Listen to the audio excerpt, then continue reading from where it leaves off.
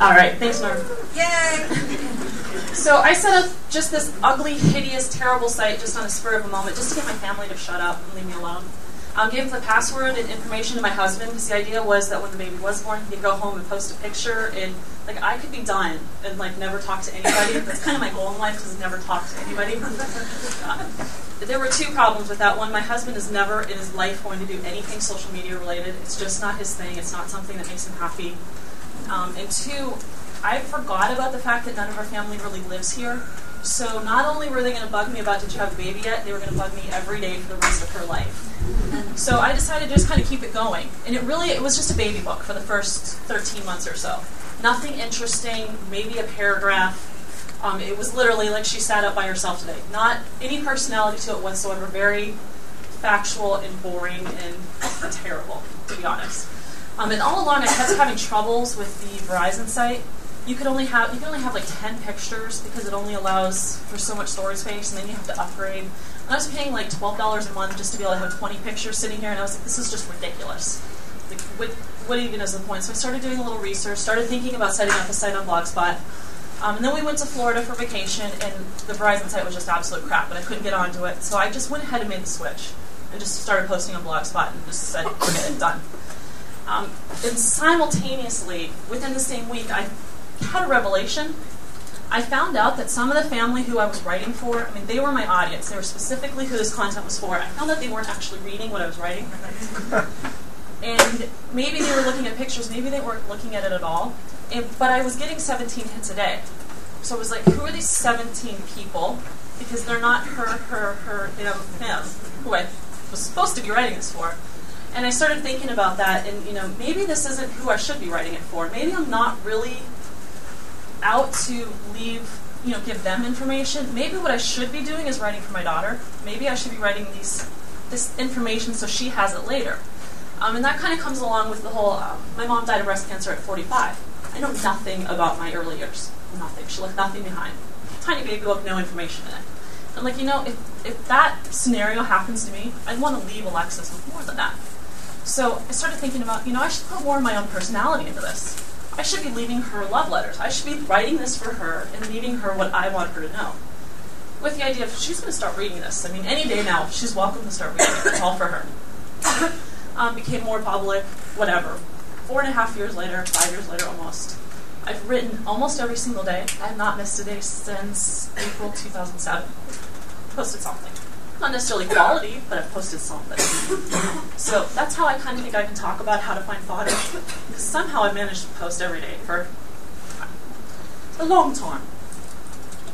And I think the number one thing that you can do to find fodder and to keep your blog going is you first have to be able to answer one really important question. Why are you blogging? Who's your audience? Why are you writing it in the first place? If I hadn't made the revelation that I should be writing for my daughter, it would have died a long time ago. If I hadn't figured that out, that I was writing the wrong person. There's a lot of different whys out in the world. There's nothing wrong with any of them. There's nothing wrong with whatever your purpose is in your head at all. I don't care what anybody says. Whatever you think is the right reason to write your blog, it is. Some examples of whys. Some people write them as diaries. Allison from Allison Says, it's a personal diary. It's just a journal of her life. Same with Caterpillar46.blogspot.com. Not necessarily trying to get anything out of it, just really writing about their own story. Might be writing to share information. Food blogs are a great example of writing just to give information. Posting recipes. Eat Pittsburgh writes about different restaurants in Pittsburgh. Irene Smith Photography posts photos. It's all about promoting the photography business, but she also adds little personal tidbits in there as well. You might be writing to tell a story. I couldn't think of a Pittsburgh-based example of that, so used alittlepregnant.com. That's an infertility blog. If you read through her entire archives, it's 5 years of struggles to have kids. But she has 2 now, but no, it's 5 years of struggle. And that's the only thing she writes about, is really infertility. So it's a very central theme, telling a story, and it sticks to that. She doesn't talk about work. She doesn't talk about what the dog did that day. It's all very, this is my tale. Maybe you're doing it to have a voice. Maybe it's a political blog. PoliticalJunkies.blogspot.com as an example. If you just want to have a voice in the community, nothing wrong with that either. Maybe you're doing it because you're looking for community. There is no doubt whatsoever that the people in this room can make absolutely anything happen if we all work together to do it. It's been done time and time again. The Pittsburgh blogging community can move mountains if we try. Some other examples of community, blogger.com, is women bloggers. Bergmom.com, a site that I actually run that's just teeny tiny. If you're involved in social media, you're welcome to join us. We get together like once a month, have dinner or whatever. Information is posted there. PittsburghBloggers.org, it's a list of Pittsburgh blogs. Used to be a little bit more community-centric. I think we've kind of lost that as we've gotten too big, but it's still around. Maybe you want to start a blog because you're interested in getting published, because you love writing and you have a book and you want it to get published. An example of that from Pittsburgh is lessonsfromthelaundry.com. It's now defunct. She's sort of just left it out there. But it was posts that sort of related to her book that she was working on getting a publisher for. Then maybe you're writing for a combination of all of the above. Nothing wrong with that either. I mean, I can say that's probably true of me. Probably a little bit of everything. Then you got a couple of other whys. Maybe for attention. Maybe you're just, look at me!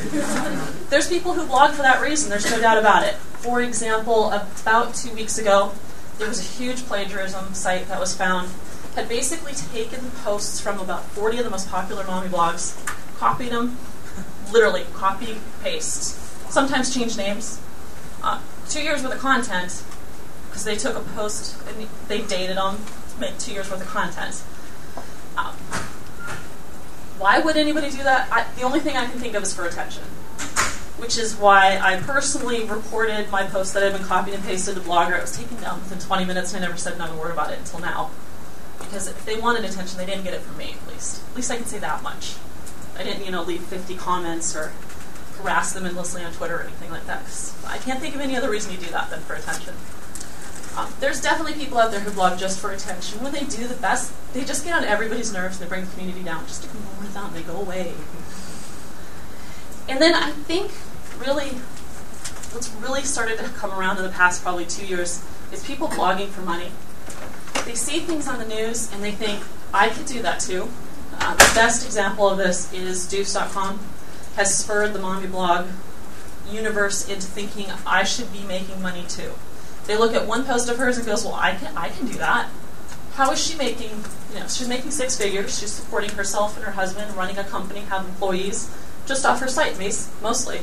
Or at least that's what people see. What's really going on is she's had 2 book deals that were bestsellers. She's got promotions that go through other companies. She's doing a lot of work besides that one post a day that people are seeing. So they read that she's making 6 figures, and they think, I can do that too, no problem. And they go out, set up a blog, and they think, here comes the money. Any comment. That's the reason why these blogs are newsworthy. That's why the news is reporting on some of these people making this kind of money, because it is newsworthy. It's not happening everywhere. For example, I can tell you that my site gets about 30,000 hits per month. And I do run ads, and I make $200 per month from those ads. So I ain't quitting my day job. I mean, what's that, groceries for a month?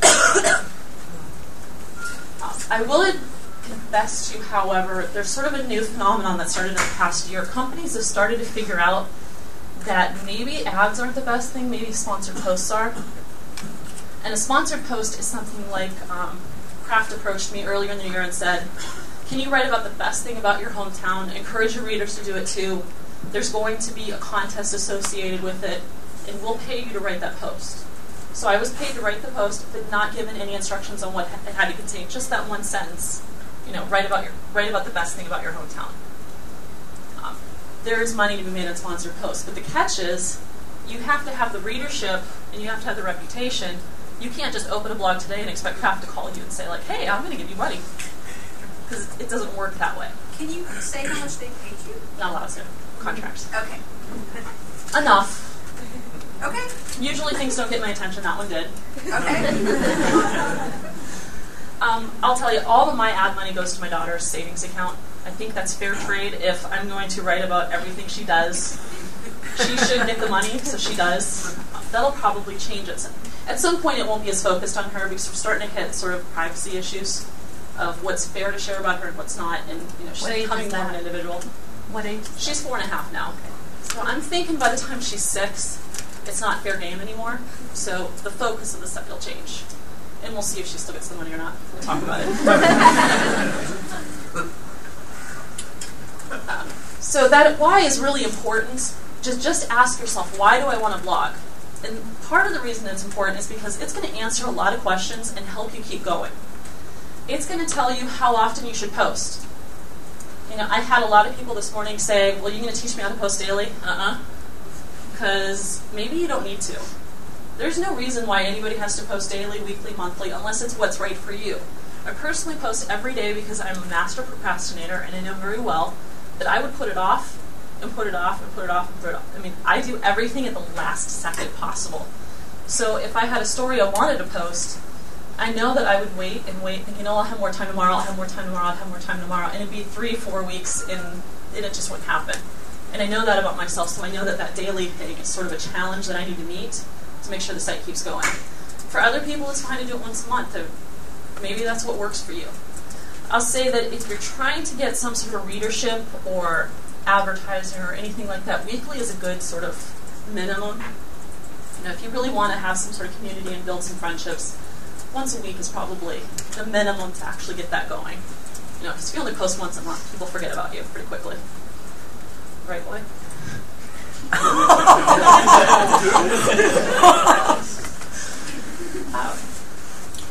If you can answer your why you're blogging, you'll know what's appropriate to talk about. Sometimes I'll think, is this story okay or not? I have to go back to why am I writing in the first place? And that usually tells me is the story appropriate to write about or not. Should I be anonymous? It's a good question. I think there's enough people in the room who can tell you it doesn't really work long term. It's sort of a short-term answer, so do with that what you will. Is this particular topic okay? Can I talk about people? I'm going to go off on a little tangent here about talking about people. I personally do not talk about people who don't live in our house in any way that I wouldn't talk about them to their face. That's my personal rule because I think of blogging as sort of like, let's put it this way, let's say I have a brother and we never really get along, but we have this, he does this thing and it just makes me so mad. I'm just so angry because it's so inconsiderate and so rude. So I go home and I write about it. I write a little story about it on a piece of paper. And I'm like, that's not enough. That wasn't enough venting. I need people to validate me. Somebody needs to make me feel better about this. So I run to Kinko's and I make a bunch of copies of it. And I go stand down on Fifth and I hand out those pieces of paper with that story. Think about it, that's what blogging is. You're putting content out in space for anybody who walks by to have it. And that might work. The first 100 people who walk by, they may look at you and go, oh my God, he is such a jerk, you're right. But eventually, it's going to catch up to you. At some point in time, somebody's going to know somebody who knows somebody, and it's going to come back to your brother. And he's going to go, how could you put that out there? And it's going to get ugly. Reasonably so, right? Because if you stood in a street corner and handed up notes about somebody, don't they have a right to be kind of mad when they catch you? I have seen, I can't even tell you, hundreds of blogs die because somebody wrote about somebody in a mean way, and it never works out. It never comes out good in the end. I've had a woman in Moon Township who wrote about her sister in a fight they had. Sister found it 3 days later, blog deleted. It's inevitable. So when you're thinking about is it okay to talk about people, and is this topic okay, just know there are consequences, and are you okay with those consequences? I can tell you, I don't always write nice things about family members, but I make sure I write it in a way that I would be okay with saying it to them. Because, I've been caught. It's not a secret. Everybody knows it's out there. They read it. Sometimes you kind of have to know the backstory to know that it's kind of scathing. And I think that's probably a more productive way of doing it. Sure. So you're not referring to public people who are doing things in public, like politicians? I think even that, if you're okay with them reading what you wrote and you think you could say that to their face, go ahead. Okay. I guess I kind of have to use Jenny as an example. I don't think you've ever written anything about anybody that you weren't okay with them reading. It might be like, oh my God, they're going to hate me, but you acknowledge that you know that they could read it. And think about it when you're putting it together. Yeah, I don't see anything wrong about writing something mean and hateful. Just know they might read it. Are you okay with that? Because that'll force you to be a little more objective in telling a story, I think. Should I include photos? Another question you might ask yourself. What are the consequences and are you okay with the consequences? I was telling Allison this morning, I was the number 4 Google search for naked toddler photos. I actually broke that intentionally. And it was because I had written a post about we were in the stage, all toddlers go through it, where they won't wear clothes. They just run around naked all the time. It's what they do. They're crazy. But there were no naked toddler photos to be found on my site. I mean, it had to be hugely disappointing to the pedophiles who are doing Google searches. So thank you for the 1/150th of a penny that you gave me from clicking on that, whatever. There's no harm done in it, really. I don't really see any harm in putting pictures of her out there, although when they get used by other sites without permission, I do get it. Just know there might be consequences, and are you okay with them? What words are acceptable? For example, I don't swear on my blog, or at least I try really hard not to. Sometimes I have to be creative about that. And really, that's the consequences. I'm trying to teach my daughter she's not allowed to say those words, so I probably shouldn't be using them in love letters to her. So that's basically what my blog is. It's probably not the most appropriate place, so I try not to. And also because I have a really weird sort of phobia about putting swear words in writing. And then should I have ads? I know lots of people go back and forth about feeling like putting ads up is selling out. Why is it selling out? I mean, honestly, I don't feel like I sold out by slapping ads up on my site because I feel like, I do feel like if I'm going to write about her, she should get something out of it. It's not going to hurt anything. There have been some ads that I've taken down because there was a point where there was an ad for baby caskets that was appearing on my site, and I nixed it very, very quickly because no, not worth the money. And I actually got rid of Google AdWords over it because I thought about it for a couple weeks and I was like, it wasn't just that one ad, but bye-bye. Just your why of blogging will tell you, should I have ads or no? I don't really think there's anything wrong with it personally. Now we're going to switch over to, your why. In your head, you should have a little bit of a, why do I want to blog? What is my point here? Remember, there's nothing wrong with it being just for you as a marker, as a diary. There's nothing wrong with it being as to add to the community. There's nothing wrong with it just being a voice in the universe. All of those things are completely okay. So when you're trying to think of ways to keep your blog going and finding some fodder in life, we'll just go through some examples of things that you can do. One thing you can do is read other blogs. Find other blogs that are similar to yours, that are in your niche, that interest you. You don't have to be, I've gotten inspiration for writing, a couple weeks ago I had a post about popcorn in the microwave without oil that I found the information on Lifehacker. There's nothing wrong with going to a site that has nothing to do with what you represent online and getting an idea from it. Because seriously, it was life-changing. So dork. Expand on a topic. Maybe you see something that somebody else wrote and you think of a different angle on it. That's okay. Write about it. It's always a good idea to throw a link in there and say, saw this over here. And, add your piece. It's just sort of the polite thing to do.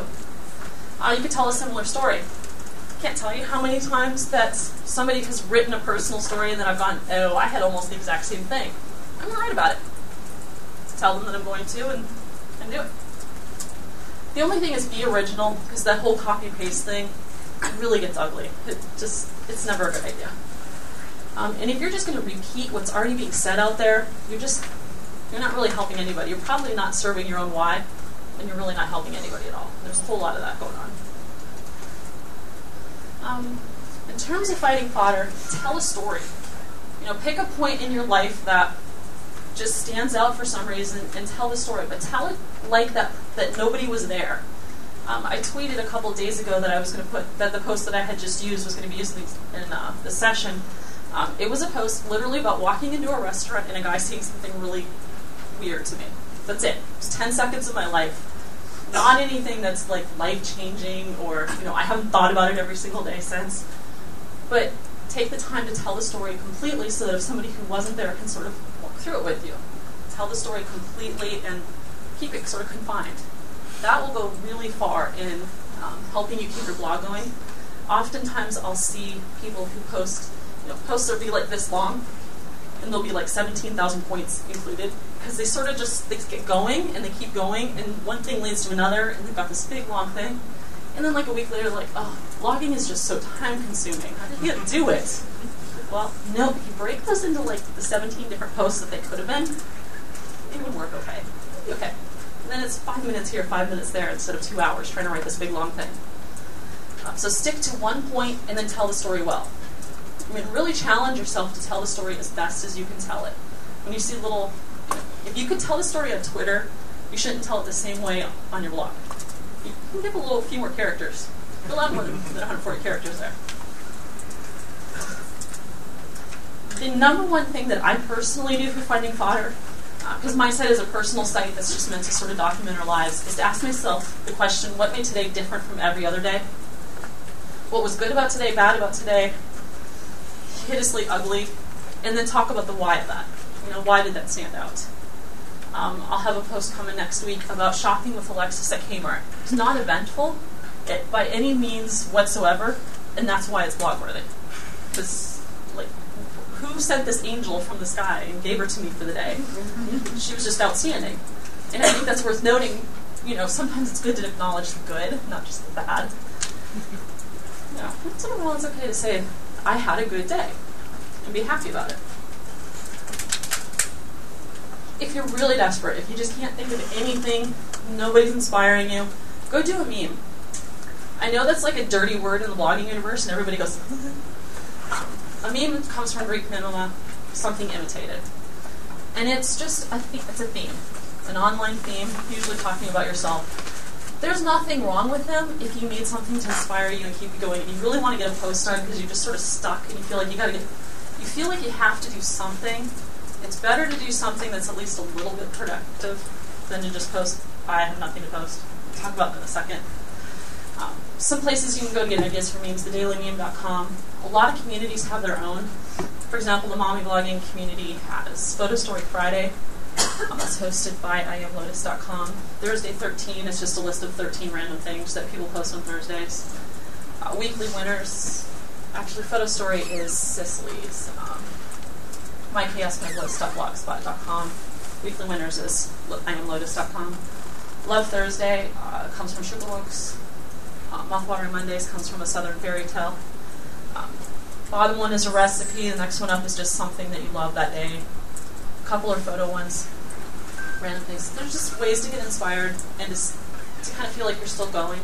And as long as you look at it and you don't just answer the question, but you sort of interpret it and use it as best as you know how, I think it's a good way to keep going. I personally enjoy looking at some of them. Mouthwatering Mondays I do once in a while because it's recipes, and I should post more of those anyway. Just some tips about ways to keep posting and keep your content going. For the love of God, please don't post just to apologize about not posting, because I want to punch you when you do that. I'm sorry. There's just nothing worse than, oh my God, so busy, can't post today, sorry. And then 2 months later, oh my God, so busy this week, can't post today, sorry. And then 2 months later, and you've seen it, you know you have. You know you've seen people who do that.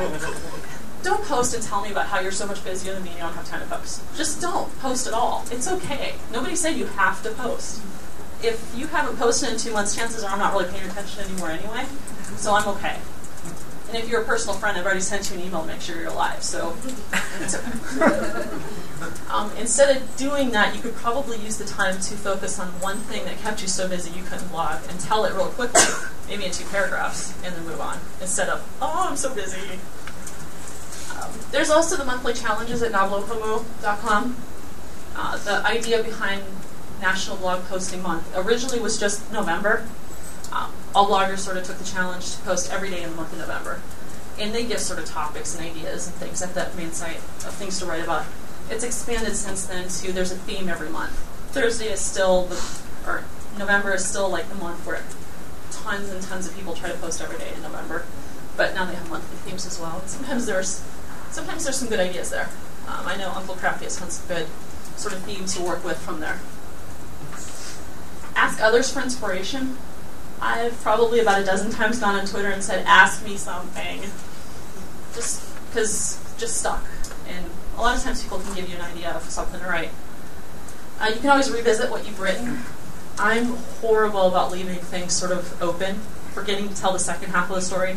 So if I go back through my archives, a lot of times I'll be like, oh yeah, I never mentioned that again. Oops. Sometimes you can revisit it in terms of republishing it even. Maybe you read a post and you're like, this was a good post, but I missed some of these things, and I'd like to add them. Go ahead and add them and repost it. There's nothing wrong with posting something that you've posted in the past a second time. Maybe change it up, maybe leave it exactly the same. If you're proud of it, do the same. Who cares? It's your blog. You can do what you want. Find ways to track ideas as they happen. I mean, how many people in the room have 20 ideas for what to blog about tonight, right now, right this second? And then when you go to sit down, how many will you have? I do that every day. Every day I was talking to a couple people. I have about 15 blog posts in my head that I really like, that I really can't wait to do. And every night when I sit down and I'm like, okay, I should do one of them, I'm like, I don't have the brain power to give it the attention it deserves. Because I'm brain dead by the time I sit down to actually write. But having those written down somewhere is very helpful, because at least I know they're still there. And when I'm ready to give them the full attention they deserve, I will. I have taken to putting notes in my iPhone. If I have an idea for a blog post in the middle of the day, just try to log one word. And I never remember to look at it that night, but a few weeks later I'll be like, does any of this make sense still, so I can write about it? One thing that I think is really important that can make a huge difference in your blogging is to make it part of a routine. I always post after my daughter goes to bed at night. That's my time to do it, and it is just part of the day. Like, it's just a given. I'm going to take her up, read her a story. Just like she gets a story and brushes her teeth and all that stuff and goes to bed, that's part of my nightly routine, is to go down and post. I think because I do it at the same time every day, it just is. I don't have to think about it. It just is. I'm going to sit down and do it no matter what before I go to bed. Whether that routine is daily, monthly, weekly, yearly, it doesn't matter. It's just having sort of a routine about it. Because I'm sure I'm not the only one who can procrastinate like nobody's business and be like, oh, I'll do it later this afternoon. Oh, I'll do it tonight. Oh, I'll do it tomorrow. If you can get into some sort of routine, it'll help a little bit. And don't feel like there's a minimum. Some people feel like, well, all I really have is a picture, so post it.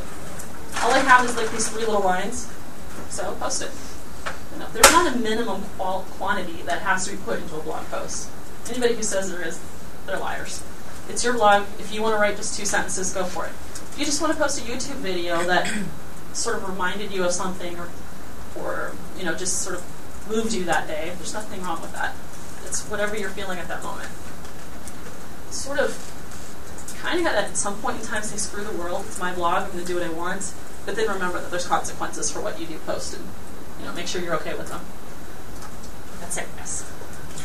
A couple of things one thing I do want to mention is I want to formally invite you all to something on October 5th, because I'm totally going to use this chance to schmooze a little. On October 5th, Scott from Scarehouse has graciously offered to let the Pittsburgh social media community take over the Scarehouse, which is pretty epic. He's given, what he's going to do that day is he's selling discounted tickets, and all proceeds are going to go to Virginia Montanez and my children's groups. She raises money for kids who need video games and such in the hospital, and I raise money every Christmas for, well, this will be the second year, for kids who maybe wouldn't get a Christmas gift otherwise. Took care of 2 domestic violence shelters last year, and then took half a busload of toys out to Toys for Tots. So he's going to give us big discounted tickets and give us all the money to put back in the community. So mark your calendars, October 5th. And yes, it's a weekday, and that's because then we can truly, truly take over. And there will be a lot of details coming out about it, hopefully this week. There's a little side thing, but mark your calendars. Also, Kelly asked me to mention to please pick up any garbage you happen to see. She said I'd have enough people in here to make it work. Last year, people were really bad about leaving garbage behind, and it was pretty ugly at the end. So if you see something sent somewhere to store it away, that would be hugely appreciated. And now you may ask questions. Bring it on. And I'm really disappointed in all of you all. You said you were going to have to lead in. Sure. Just a couple things. Your average length, what do you think your blog average length is? It's actually 1,000 words. 1,000 words? It's pure luck. Because I have a few that are really long, but weekends I only post a photo. Friday and Saturday nights I just post a photo. And one other follow-up. Do you, or what's your opinion on quoting other authors and opining on them, like the whole... Absolutely fantastic. Okay. So now you said you took off Google AdWords, given the whole terrible method. Because I can't sell coffins Yeah, for that's babies. terrible. But what do you use now that you're The ads I'm running I run Blogger Network ads, which is literally just, they take most of the money. That's sort of a catch to it all. But all I did is copy and paste some HTML into my sidebar 3 years ago, and I haven't done a thing with it since. They just send me a check every month. They do all the hard work. They're the ones who talk to the companies and get the deals, and I'm not good at that. I don't particularly enjoy it. In fact, I probably have 10 to 15 emails in my inbox asking to advertise my space, and I don't take the time. I'm just not good at responding to that kind of stuff, and I'm not good at talking to companies and getting advertising. I'm better off doing it that way. But they've been good with ads, and you haven't had anything weird come up on your You have sidebars. full control over the content with them. Okay, cool. You can go in and say, I don't want to show an ad from Pillsbury because they pissed me off when I was in second grade. If you want to.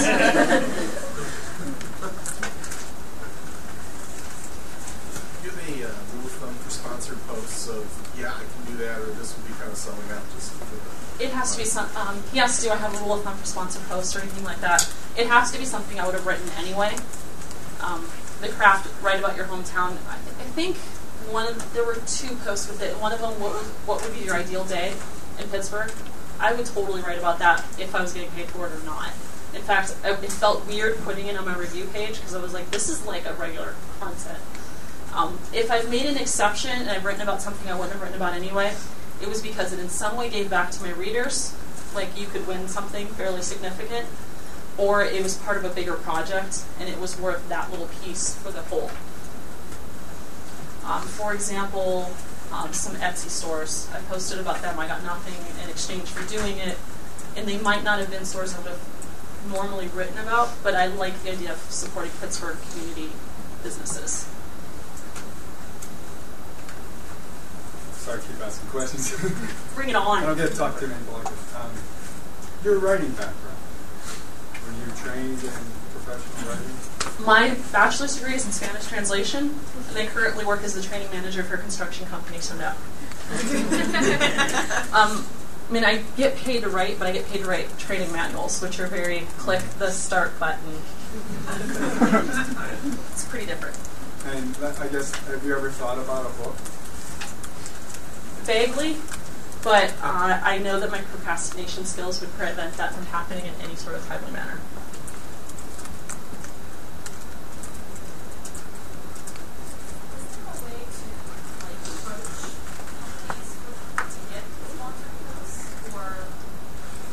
I'm the wrong person to ask. I would never do it. I would never. It's just not me to go out and ask somebody to pay me to do something. I actually kind of run the other way. I get offered a lot more than I actually do, and I don't even sign up for lists to reference people to me. It's just not my goal with my blog. I mean, the purpose of my blog is to remember and to write for my daughter, and all that kind of crap is sort of. It's not me. So, Andy. Say that again, craft? How did you Holy crap, I almost peed my pants. No, seriously, because they did 6 bloggers, and they did not use it was a PR agency, but it was very obvious from the initial email that they had done their research, and they very clearly picked bloggers who are mommy bloggers, but are focused a little bit on their hometown. I mean, it was very perfectly selected bloggers. Working off of that question, if you put the good stuff out there, and there's people out there that will say, hey, people knew people who knew people. They said, hey, go to this person, they knew this. Or they just come to you right out of the blue, you're like, they came to me. Yeah. I mean, if you go to BlogHer and you look at all the lists of blogs that are involved in BlogHer, and there's several thousand, there aren't very many who are sort of community-driven in terms of the local physical community. Most of them are more like the mommy blogging community, and I'm really not. It's more me, Pittsburgh, me, Pittsburgh, me, Pittsburgh. So it does make it a little different. And yeah, it was, the PR rep was like, she talks about her city, so she's a good fit for this. Which is a huge compliment.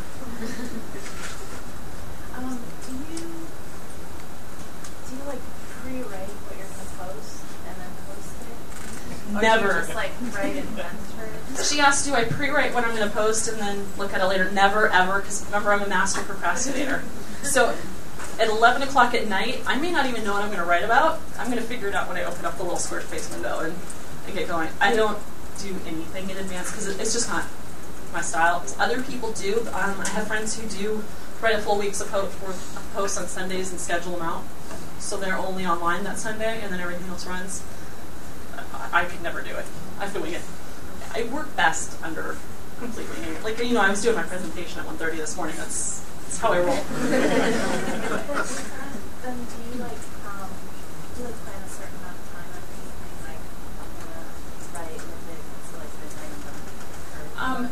If she asks, do I set aside a certain amount of time, and if I get to that, am I done? You know, that kind of thing. What time I start depends greatly on how smoothly our evening routine goes. So whatever time I start, I start.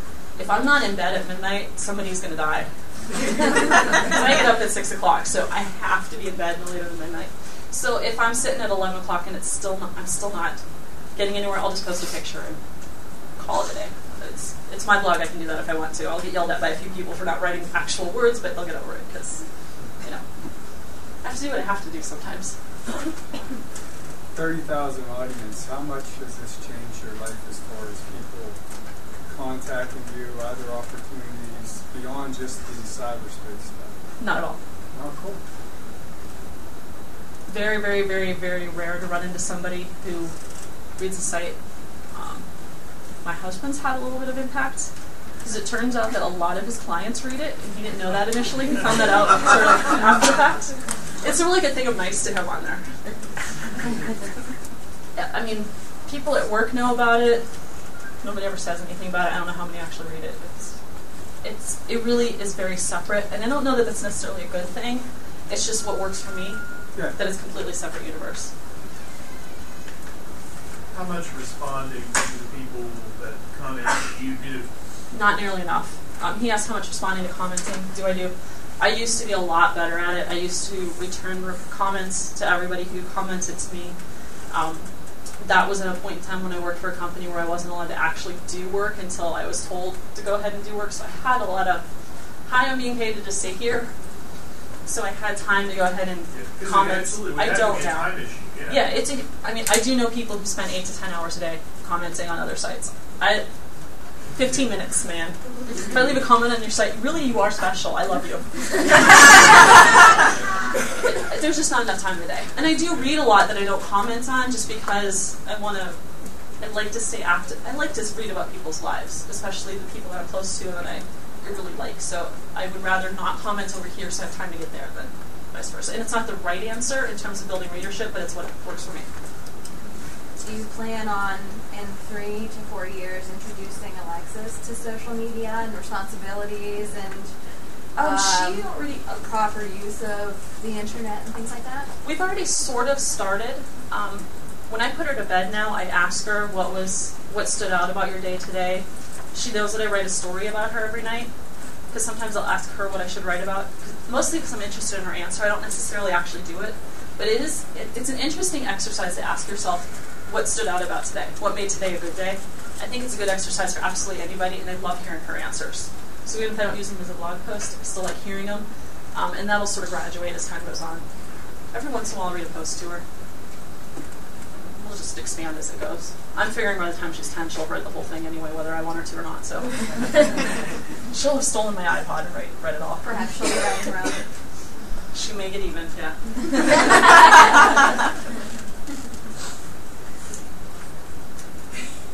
Daughters! So what is your relationship with furries?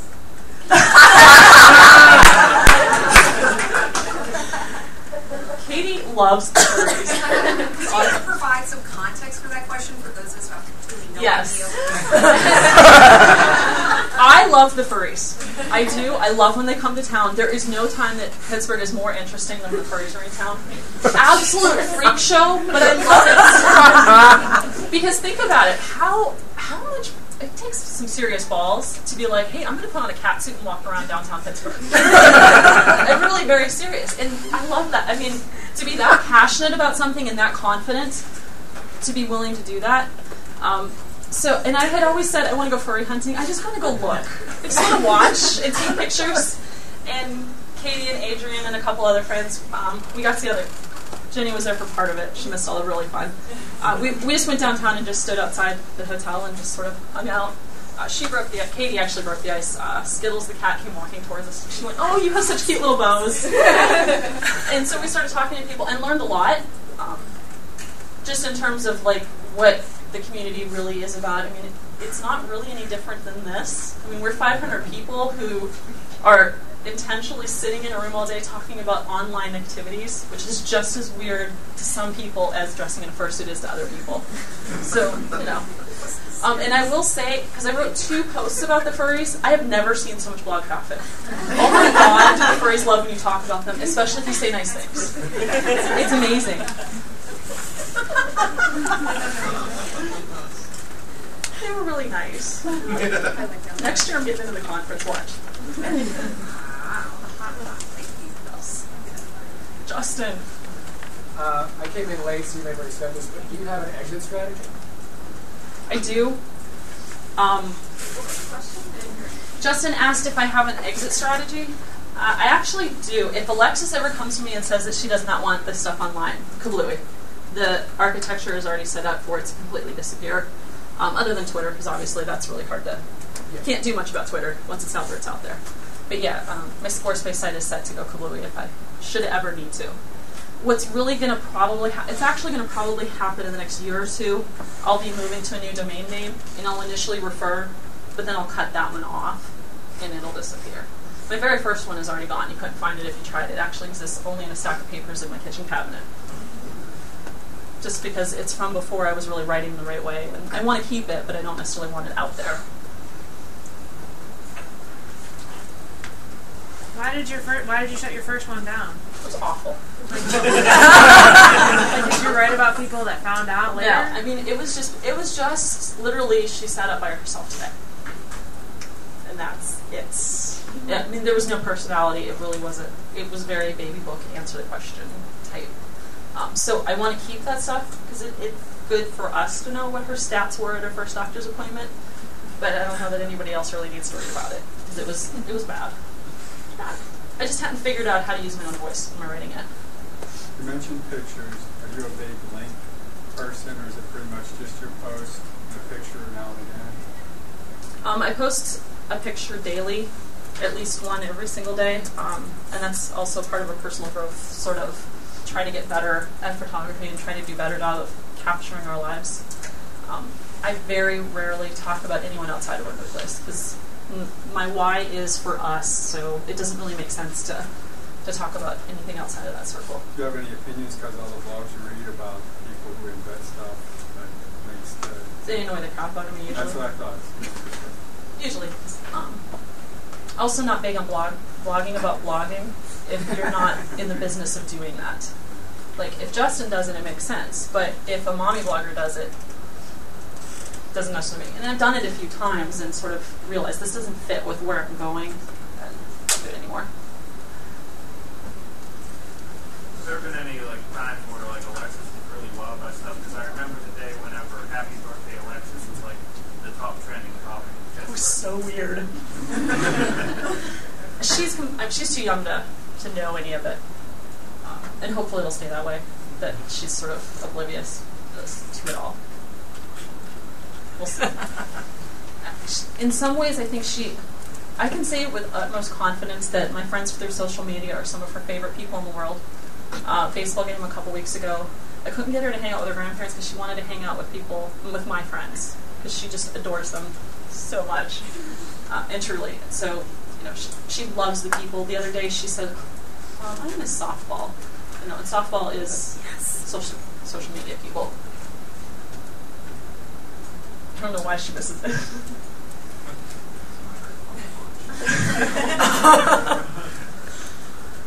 Anything else? Do you ever post stuff do you ever post pictures, especially of your daughter and friends, and how do you with other kids, and how do you handle? I always have permission first. That's why birthday parties and stuff, you won't see very many pictures from it, because I always get permission from the other person first. Or I have standing permission. There's some friends that I just know. Right. It's okay to post pictures of Jack, for example. Right. He's loud. Because he's awesome. You have many men reachable. Yes. Surprising number. It's actually around 20%. It's the last time somebody read stats on it, which is more than I would have thought. I would have thought like one, like this is my father-in-law.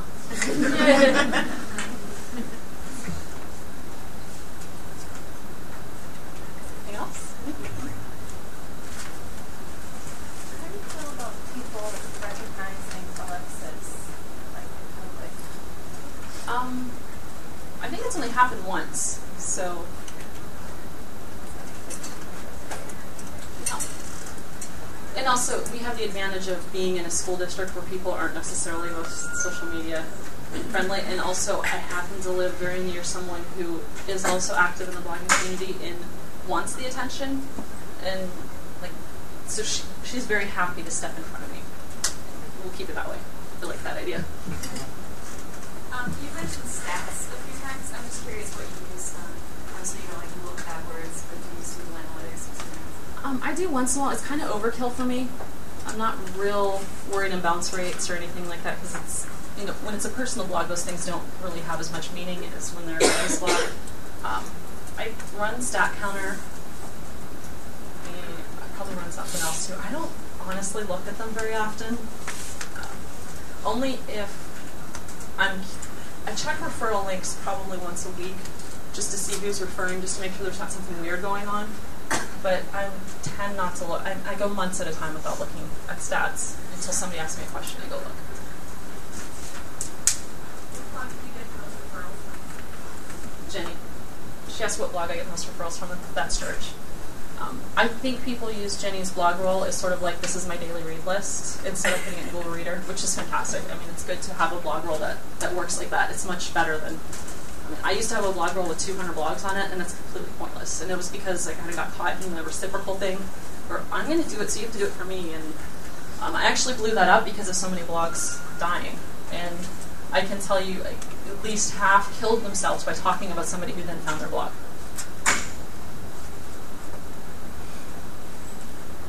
Yes. Okay, thank you all very much. I hope to see somebody else.